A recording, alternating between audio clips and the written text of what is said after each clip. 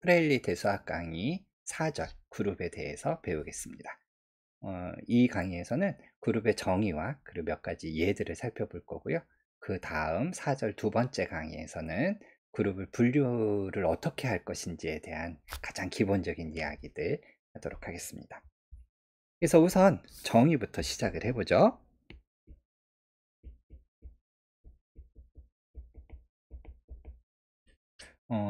그룹을 왜 이렇게 정의하는지에 대해서는 곧 설명하도록 하고요. 일단 책에 있는 정의를 적어 보겠습니다. 4.1 정의입니다. 그래서 그룹이라는 것은 집합입니다. 그래서 우리가 그룹이라고 부를 건데요. 얘는 집합입니다. 근데 그냥 집합이 아니라 계산법이 하나 주어져 있는, 좀 더 정확하게는 원소 두 개를 가지고 와서 계산을 해서 또 다른 원소를 하나 만들어내는 그런 계산법이 주어져 있어요. 그거를 수학자들은 멋진 말로 바이너리 오퍼레이션이라고 부릅니다. 뭐 계산법이라고 하면 우리가 알고 있는 덧셈, 뭐 곱셈, 뺄셈, 나눗셈, 뭐 여러 가지 계산법들이 있죠. 그러니까 여기에다가 또 이름을 하나, 계산법에다 이름을 하나 붙여볼까요? 뭐 꼬표라고 보통 많이 씁니다. 꼬표라고 부르는 계산법이 하나 있어요. 근데 좀 더 엄밀하게 가봅시다. 바이너리 오퍼레이션이 뭔지. 우리 책에서는 2.1절에서 바이너리 오퍼레이션을 정의하고 오는데요. 바이너리 오퍼레이션이라는 건 뭐냐? 계산법입니다. 근데 계산법이라고 부르면은 뭐 꼬표라고 할게요. 어떤 집합 위에서 집합을 뭐 S라고 할까요? 계산법이라고 하면 뭔가 독특한 규칙이 있고 독특한 방법이 있어서 두 개를 더하는 특별한 어떤 결과가 나오고 이런 느낌이 들죠. 예를 들어서 1에다 2를 더하면 3이 나와야 하고 1에다 4를 더하면 5가 나와야 되고 뭐 2에다 3을 곱하면 6이 나와야 되고 그 어떤 규칙이 있잖아요. 근데 뭐 굳이 계산법이라는 게 그런 규칙이 있어야 될 필요는 없어요. 원소 두 개를 가지고 와서 또 다른 원소 하나만 내어주면 됩니다. 그 집합 안에 있는. 그러니까 그거를 수학적으로 쓰면 뭐냐면은 그냥 맵이에요. 꼬표를 맵이라고 볼 건데 원소 두 개를 가지고 와서 또 다른 원소를 내어주는, 원소 두 개를 가지고 오는 방법이 뭡니까? 순서상 하나 갖고 오죠. 또 다른 원소를 하나 내어주고 싶으면 S로 가면 됩니다. 이게 그냥 바이너리 오퍼레이션이에요. 뭐 특별한 규칙이 있으면 좀 더 재미있을 뿐이죠. 그래서 이렇게 원소 두 개를 가지고 와서 또 다른 원소를 내어주는 이런 맵이 하나 있는 건데 그냥 아무렇게나 있으면 재미가 없죠. 뭔가 재미난 성질들이 필요합니다. 다음과 같은 몇 가지 조건을 만족해야 됩니다. 이 바이너리 오퍼레이션이 다음에 정확하게는 세 가지 조건을 만족해야 됩니다. following condition. 그래서 우선 첫 번째로 이른바 이 계산법 바이너리 오퍼레이션은 어소시에이티브 해야 됩니다. 우리말로는 뭐라고 번역을 하냐면은 결합 법칙이라고 번역합니다. 무슨 말인지는 곧 설명드릴 거고요. 그 다음에 어떤 조건이 필요하냐? 이른바 아이덴티티라고 부르는 특별한 원소가 하나 이 집합 G 안에 있어야 돼요. 우리말로는 항등원이라고 번역을 할 겁니다. 보통 그리고 E라고 많이 써요. 아이덴티티니까 I라고 쓰면 좋겠는데 I는 너무 훌쭉해서 얘가 별로 잘 티가 안 나거든요. E라고 많이 씁니다. 그래서 이 집합 G에 아이덴티티라고 부르는 특별한 원소가 하나 있어야 되고요. 정의가 뭔지는 곧 쓰겠습니다. 그리고 마지막 원소 각각 하나하나마다 먼저 얘를 명시했어요. G에 있는 원소 각각 하나하나마다 이 G에 있는 원소 A의 인버스라는 게 있어야 됩니다. 인버스라고 부르는 뭐 당연히 G 바깥에 있으면 소용 하나도 없고요. 이 집합 G 안에 있어야 됩니다. 그래서 이 세 가지 조건을 만족하는 독특한 바이너리 오퍼레이션을 갖는 집합을 그룹이라고 부를 거예요. 그러면은 왜 이런 조건을 주는지, 그리고 각각의 의미가 뭔지, 어소시에이티브라는 건 뭔지, 아이덴티티 뭔지, 인버스에도 우리말로 번역을 해야겠죠. 죄송합니다. 보통 역원이라고 번역을 해요. 그래서 결합법칙 항등은 역원을 갖고 있는 그런 집합을 우리가 그룹이라고 부르는데, 왜 이렇게 이런 것들을 우리가 요구하는지 한번 보죠. 지난 도입에서 우리가 어떤 강의를 했었냐면은 이른바 대칭을 찾아봤어요.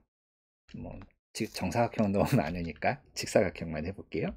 어떤 것들에 대해서 대칭이었냐면 90도 회전, 180도 회전, 270도 회전에 대해서 대칭이었고요.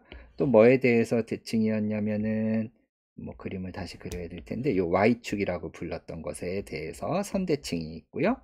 그 다음에 또 X축 대칭도 있었죠. 예, 맞아요. 요 가로를 지르는 요 선에 대해서, 직선에 대해서 대칭이었습니다. 그러니까 얘네들은 우리가 선형대수학에서 말하는 선형 변환이에요. 90도 회전, 행렬 하나 곱해서 90도 회전시킬 수 있고 뭐 그렇죠. 또 행렬 하나 잘 곱하면은 Y축 대칭도 시킬 수 있습니다. 그러니까 얘네들은 맵이에요. 얘를 제로 보내는. 근데 얘네들을 함수의 입장에서 생각을 해보면 뭐라고 생각할 수 있냐면은 결합법칙을 만족해요.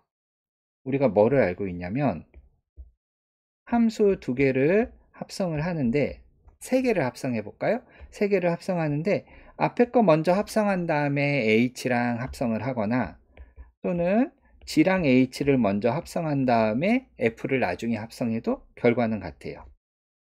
그렇죠? 그러니까 우리가 직사각형의 대칭들, 저 5개의 대칭들이 합성을 어떤 순서로 어디 먼저 해도, 괄호를 어디 먼저 쳐도 상관없이 항상 일정합니다. 그거를 우리가 일반적인 경우에도 요구를 할 거예요. 그러니까 일종의 일반화를 하고 있는 겁니다. 대칭이 갖고 있는 성질들을 일반화해서 결합법칙을 우리한테 강요할 거예요. 근데 여기서 이제 약간 우리 기호를 좀 도입을 할 건데요. 여기 빈칸이 하나 있어서 사람들이 뭐라고 부르냐면은 멀티플리커티브 노테이션이라고 부릅니다. 무슨 말이냐면 이 곱표는 계산법이고 함수로 주어져 있으니까 함수값을 어떻게 써야 돼요? 여기에다가 a랑 b를 대입해라, 뭐 이런 식으로 우리가 함수값을 써줘야겠죠. f에다가 x 대입하고 뭐 f에다가 1, 2 대입하고 뭐 이런 식으로. 근데 우리가 계산법이라고 부르는 덧셈, 곱셈 뭐 이런 것들, 뺄셈, 나눗셈 이런 것들은 어떻게 써요? 2 더하기 3 뭐 이런 식으로 가운데다가 두 원소 사이에다가 계산법 기호를 넣어주죠. 그래서 우리가 앞으로 함수지만 우리는 계산법의 입장에서 얘를 들여다볼 거니까 어떻게 쓸 거냐면 A 곱표 B라고 앞으로 이렇게 쓰겠습니다. 오른쪽처럼 쓰면 좀 더 뭔가 계산법 같아 보이죠? 예. 그래서 근데 이것도 이제 귀찮아서 다른 기호를 하나 더 쓸 건데요. 요거에 대해서는 곧 보겠습니다. 일단 써놓고. 그래서 결합법칙이라는 건 뭐냐면 원소 3개를 가지고 와서 계산을 하고 싶어요. 근데 우리는 이항연산, 바이너리 오퍼레이션이죠. 이것도 번역을 안 해드렸네요. 이항연산이라고 부릅니다. 원소 2개를 가지고 와서 계산하는 방법이에요. 그러니까 3개를 가져오면 계산이 안 돼요. 어느 거 먼저 해야 될지 이야기를 해줘야 됩니다. 그러니까 2가지 선택지가 있죠. 앞에 거 2개 먼저 계산한 다음에 C를 나중에 계산하는 방법도 있고, 뒤에 걸 먼저 계산한 다음에 A를 나중에 계산하는 방법도 있는데, 그게 언제나 같아야 된다는 겁니다. A, B, C가 무엇이든 간에 상관없이. 이거를 우리가 결합법칙이라고 불러요. 그러니까 이런 굉장히 특별한 성질을 만족하는 계산법에 대해서만 우리가 생각을 하겠다는 겁니다. 그럼 우리가 알고 있는 기본적인 계산법 있죠. 덧셈, 뺄셈, 곱셈, 나눗셈. 얘네들의 결합법칙을 만족하는지 안 하는지 한번 생각을 해보세요. 자, 두 번째, 항등원이라는 게 있어야 됩니다.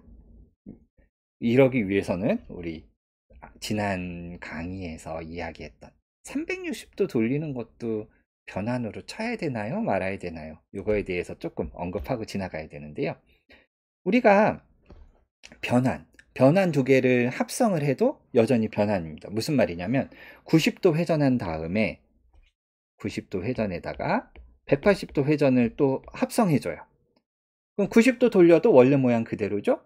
그런 다음에 180도 모양 180도 또 돌려도 원래 모양 그대로예요. 그러니까 이 합성한 것도 대칭이라고요. 원래 직사각형 모양을 변화시키지 않는 대칭이에요. 물론 우리 상황에서는 얘가 270도가 되겠죠. 90도 돌리고 180도 또 돌리면 210도 돌리는 거니까요. 무슨 말이냐면, 하고 싶은 이야기는 무슨 말이냐면, 변환 두 개를 합성해도 대칭 변환이 돼요. 예를 들어 90도 돌린 다음에 요 Y축 대칭 합성을 해도 얘도 직사각형 모양을 그대로 유지한다고요. 그러니까 변환을 합성한 것도 대칭 변환이 되어야 합니다. 그런데 그런 입장에서 보면, 예를 들어서 180도 두 번 합성해요. 그럼 어떻게 돼요? 360도 돌린 거죠. 그대로 있는 거라고요. 사실 360도 돌리는 건 0도 돌리는 거랑 똑같죠. 아무 일도 안 하는 거라고. 그런데 우리가 변환을 합성한 것도 변환이 되도록 생각을 한다면 180도 두 개 합성해서 아무 일도 안 한 0도 회전한 것 또는 360도 회전한 것도 대칭 변환이라고 봐주는 게 일관성이 있죠. 그러니까 앞으로 아무 일도 안 한 것도 우리가 변환으로 쳐주겠습니다. 왜? 합성을 한다면 당연하니까. 이 아무 일도 안 하는 걸 우리가 항등원이라고 불러요. 0도는 여기에다가 합성을 해도, 또는 뭐 여기에다 합성을 해도 아무 일도 안 하는, 원래 그냥 210도 돌리는 거랑 똑같죠? 여기에다 합성을 해봐야 원래 Y축 대칭이랑 똑같죠? 그거를 일반화한 겁니다. 계산 하나 많아요. 원소, 그걸 우리가 항등원이라고 불러요. 다시 말하면 A에다가 계산을 하나, B에다가 계산을 하나, 상관없이 계산 하나 많아, 항상 A가 나오는, 원래 게 그대로 나오게 되는 이런 원소. A는 뭐든 상관없습니다. 이런 원소가 이 집합 지 안에 반드시 있어야 돼요. 그거를 우리가 요구하겠습니다.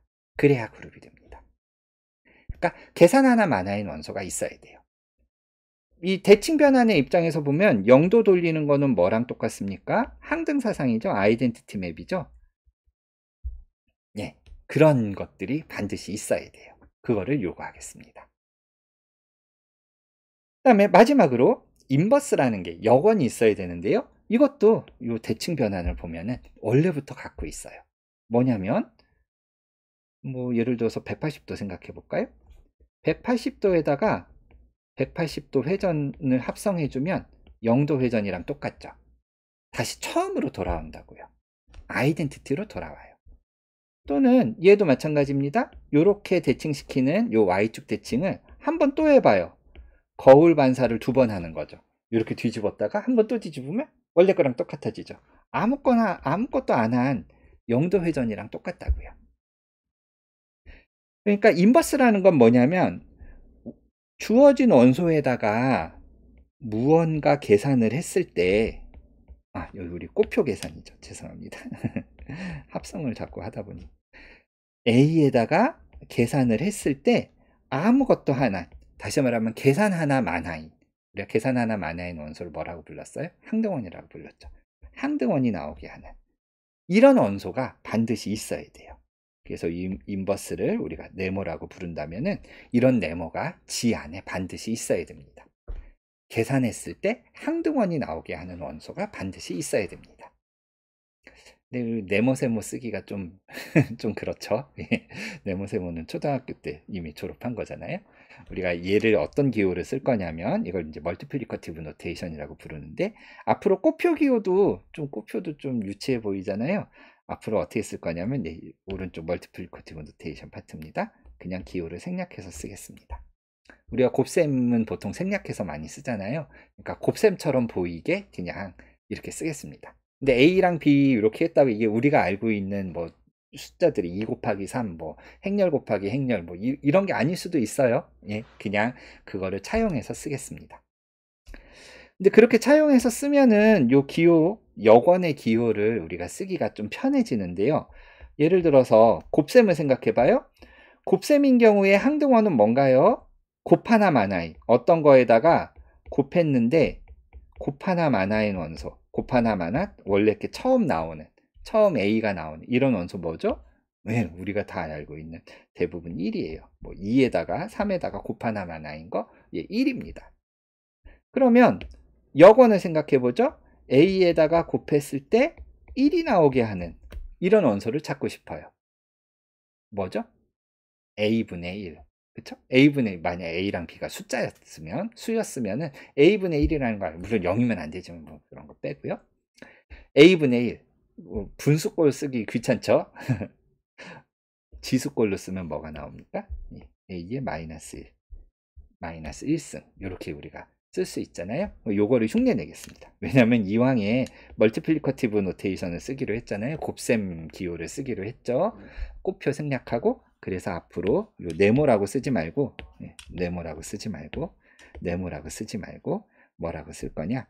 A의 마이너스 1승이라고 부르는 역수가 아닙니다. A에다가 곱했을 때 항등원이 나오게 하는 원소를 A의 마이너스 1승이라고 쓰겠어요.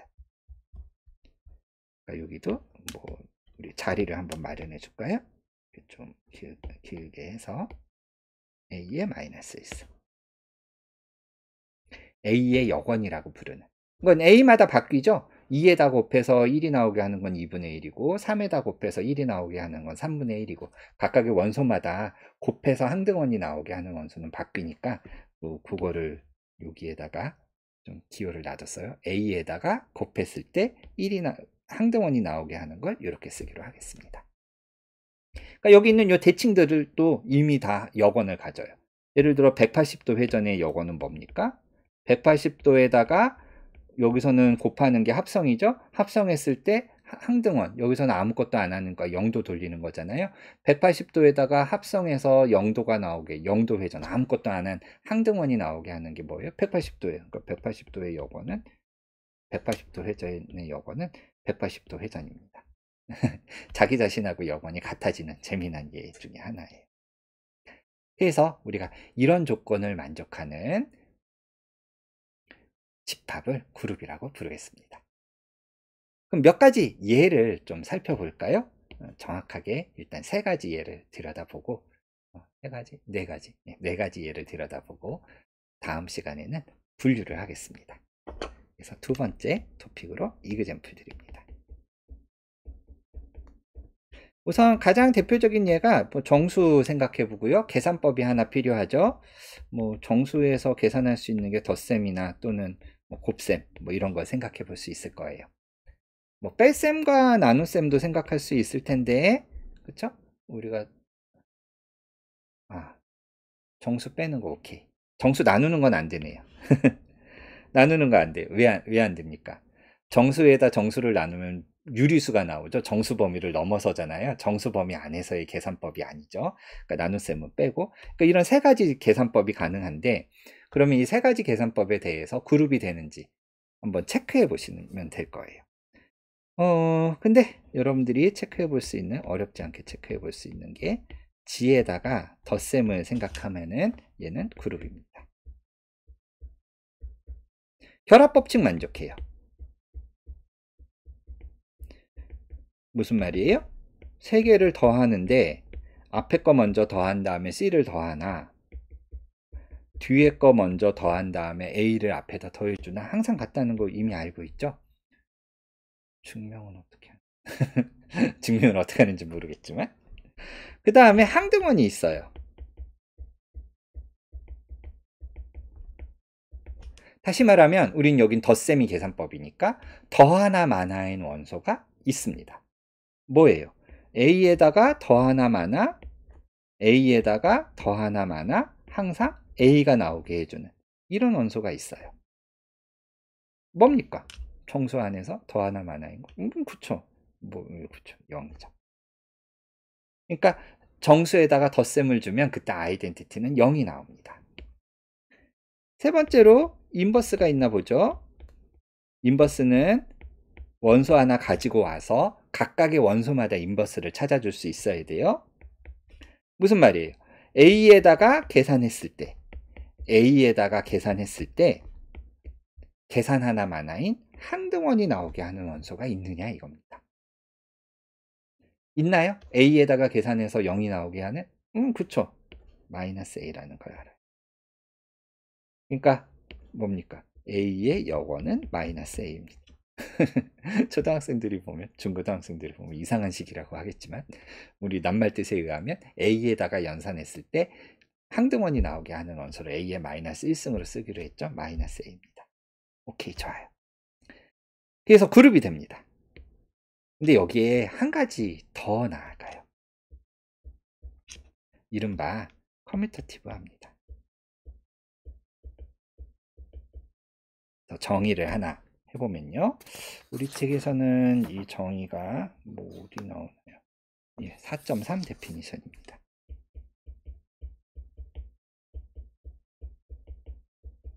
우리가 알고 있는 많은 연산들이 추가적인 조건을 하나 더 만족해요. 그룹이 되기 위해서는 1, 2, 3 세 가지 조건을 만족하면 되는데 추가적인 조건 하나 더 있습니다.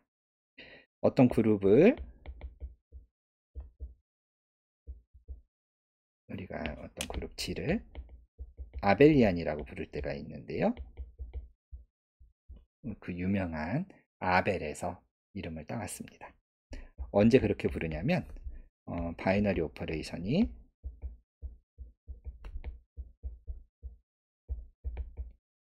커뮤터티브 할 때. 뭐 새로운 단어가 또 나왔네요. 죄송합니다. 커뮤터티브 하다는 건 무슨 뜻이냐면은 A 연산 B 한 것과 B 연산 A 한 것 순서를 뒤집어서 연산을 해도 결과가 같은 A 연산 B 한 거 우리 연산 기호 생략하기로 했죠. 그다음에 B 연산 A 한 게 같아지는. 근데 이게 이제 중요해요. 초중고등학교 때는 뭐 요즘에 행렬을 배우니까 고등학교는 뺀다고 해도 초중고등학교 때는 연산 바꿨을 때 값이 달라지는 거 마이너스 같은 거 있죠. 2 빼기 1이랑 1 빼기 2는 달라지죠. 뭐 그런 이상한 거 말고 이상한 건 아니지만 고등학교 때 또는 대학교 때 행렬을 배우면 A 곱하기 B와 행렬의 곱은 A 곱하기 B와 B 곱하기 A가 일반적으로 달라집니다. 그러니까 우리가 생각하는 계산법이 순서를 뒤집어서 계산을 해도 같다는 보장이 일반적으로 없어요. 그러니까 같아지는 경우에 특별하게 이름을 하나 붙여야 됩니다. 그래서 바이너리 그럴 때 커뮤터티브 하다고 보고 커뮤터티브한 바이너리 오퍼레이션을 갖고 있는 그룹을 아벨리안 그룹이라고 부를게요. 근데 정수에다가 덧셈을 주면은 당연히 A 더하기 B랑 B 더하기 A는 같죠. 뒤집어서 계산을 해도 똑같습니다. A, B가 뭐든 간에 상관없이. 그러니까 정수에다가 덧셈을 생각하면 단순히 그룹인 뿐만 아니라 커뮤터티브까지 하니까 아벨리안이 됩니다. 네, 여러분들이 이거는 엑서사이즈예요. 정수에다가 곱셈을 생각하면은 얘는 그룹이 안 됩니다. 어떤 조건을 만족하지 않는지 한번 1, 2, 3 세 가지 조건 중에서 만족하지 않는 조건이 있습니다. 그래서 얘는 그룹이 안 돼요. 뭐 이런 예를 하나 들었고요. 이번에는 조금 복잡한 예를 하나 들어볼까요? 뭐 우리 책에 나오는 예 중에 하나인데요. 네. Q 플러스라고 하는 집합을 우리 책에서는 Q를 뭐라고 썼냐면 A라고 썼어요. 유리수 중에서 양수인 것들을 모아놓은 집합이라고 생각을 해보죠. 여기에다가 우리가 바이너리 오퍼레이션은 우리가 잘 알고 있는 뭐 덧셈 뺄셈 뭐 이런 거 말고 바이너리 오퍼레이션을 강제로 하나 재미나게 정의를 해줘 볼게요. 뭐 여기서 혹시 구별할 필요가 있으니까 곱셈이랑 스타라고 다시 한번 잠깐 도입하겠습니다. 이 Q 플러스라는 이 집합 안에 바이너리 오퍼레이션 스타를 어떻게 정의를 할 거냐면 A랑 두 개의 유리수를 가지고 와서 연산한 거를 두 개를 곱한 다음에 2로 나눠준 걸로 정의하겠습니다. 곱셈을 약간 뒤틀었어요. 자, 엑서사이즈입니다. 책에 잘 풀이가 나와 있으니까 여러분들이 읽어보시면 어렵지 않으실 거예요. 얘는 아주 재미나게도 이 꼬표를 같이 생각해 보면 얘는 아벨리안 그룹이 됩니다. 그러니까 네 가지 조건을 다 만족합니다. 우리 익숙하지 않은 예잖아요. 예, 이런 익숙하지 않은 예들을 하나하나 정의대로 따라서 계산해 봐야 그 정의가 우리 마음속에, 우리 머릿속에 잘 들어와요. 한번 직접 해보시고요.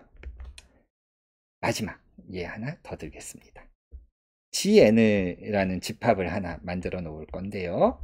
얘는 0부터 n-1까지 정확하게 n개의 원소로 이루어져 있는 집합입니다.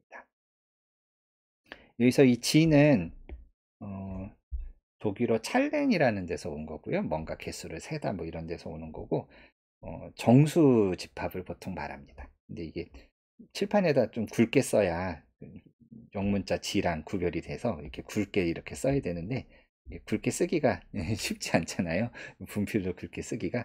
그래서 G를 쓰고 여기다 좀 굵어 보이게 선 하나를 더 그어줍니다. 그래서 뭐 이른바 블랙보드, 칠판에다 쓰는 볼드책, 굵은 글씨체다 뭐 이렇게 부르기도 해요. G에는 0부터 n-1까지 n개의 원소로 이루어져 있고요. 여기다가 우리가 계산법을 하나, 연산, 바이너리 오퍼레이션을 정의해 줄 건데, 어떻게 정의해 줄 거냐면 그냥 더합니다. 더하는데 이게 예를 들어서 G3에다가 얘는 0, 1, 2 세 개로 이루어져 있죠. 거기다 그냥 덧셈을 그냥 무식하게 생각을 하면은, 예를 들어 2 더하기 2는 4가 돼서 이 집합을 벗어나 버려요. 집합을 벗어나면 연산이 아니잖아요. S 곱하기 S에서 다시 S로 가야 되죠. 바이너리 오퍼레이션이려면. 그래서 어떻게 연산을 조금 조정을 할 거냐면, 모듈러 N, N으로 나눈 나머지, 더한 후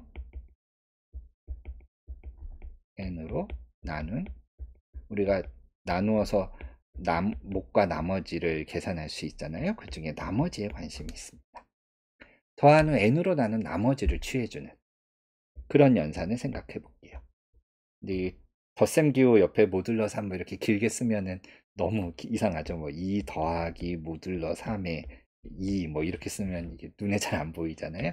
그래서 그냥 기호는 요거는 생략하고 그냥 덧셈이라고 하겠습니다. 근데 모듈러 3 연산이. 그러니까 예를 들어서 뭐 0 더하기 0은 0이고 0 더하기 1은 1이니까 3으로 나눈 나머지 1이죠. 0 더하기 2는 2.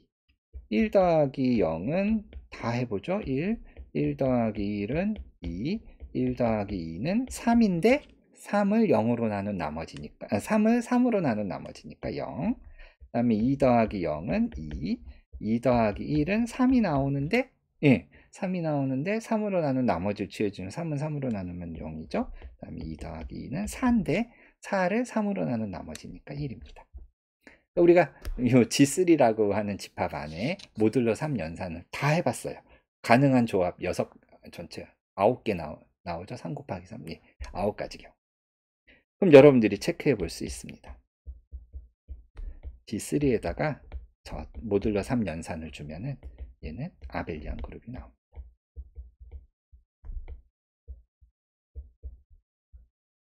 어소시에이티브 한가요? 체크해야 돼요. 이거 우리가 아는 덧셈이 아니니까 어소시에이티브한지 확인해야 됩니다. 다시 말하면 A 더하기 B 더하기 C 해서 이렇게 계산한 거랑 이렇게 계산한 게 서로 같아지는 걸 모든 A, B, C에 대해서 다 확인해야 돼요. 가능한 조합이 몇 개입니까? A도 셋 중에 하나, B도 셋 중에 하나, C도 셋 중에 하나 선택할 수 있으니까 3 곱하기 3 곱하기 3 총 27가지 조합이 가능해요. A, B, C를 선택할 수 있는 27가지 조합에 대해서 앞에 거 먼저 계산한 것과 뒤에 거 먼저 계산한 게 같아지는지를 다 확인해 보셔야 돼요. 아니면 정수론을 배우셨다면 정수론 시간에 모듈러 덧셈은 결합 법칙을 만족한다는 거 뭐 증명을 한 적이 있을 수도 있습니다. 미리 했으면 좋은 거고, 안 했으면 그걸 증명하시던지 아니면 다 해보시던지. 근데 뭐 다 해봐야 그건 G3가 아니라 일반적인 GN에 대해서도 되니까 GN에 대해서 하려면은 다 해볼 수는 없고, 뭐 정수론의 어떤 결과들을 갖다 써야겠네요. 이 수업 시간엔 안 하겠습니다. 이 수업은 대수학 수업이잖아요. 두 번째, 항등원이 있습니다. 계산 하나 만화인, 계산해봤자 원래 게 나오게 하는 그런 원소가 있어요. 먼저 한번 찾아보세요. 0, 1, 2 셋 중에 하나입니다. 예를 들어 2 같은 게 되나요? 2 같은 거 한번 보세요. 얘가 항등원일 수 있을까요? 얘는 2에다 더해서 다시 2가 나오게 해줘야 항등원인데 계산 하나 많아? 아니죠. 2가 안 나오죠. 2는 안 돼요. 1은 어떤가요? 1이 항등원일 수 있나요? 안 돼요.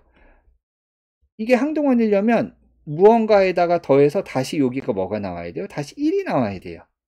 계산 하나 많아야 하니까. 근데 아니죠. 바꿔버려요. 1에다 더하면 2가 나오게 하고 0에다 더하면 1이 나오게 하고 2에다 더하면 0이 나오게 해요. 바꿔버려요. 그러니까 1은 항등원일 수 없어요. 0을 보세요. 0, 0, 어디 있어요? 0, 0, 0, 0 나오는 거. 예. 0은 1에다 더해도 1이 나오게 하고 2에다 더해도 2가 나오게 하고 0에다 더해도 0이 나오게 합니다. 반대로 1의 왼쪽에 더해도 1이 나오게 하고 2의 왼쪽에 더해도 2가 나오게 해요. 그냥 원래 게 나오게 해줘요. 뭐예요? 아이덴티티가 있습니다.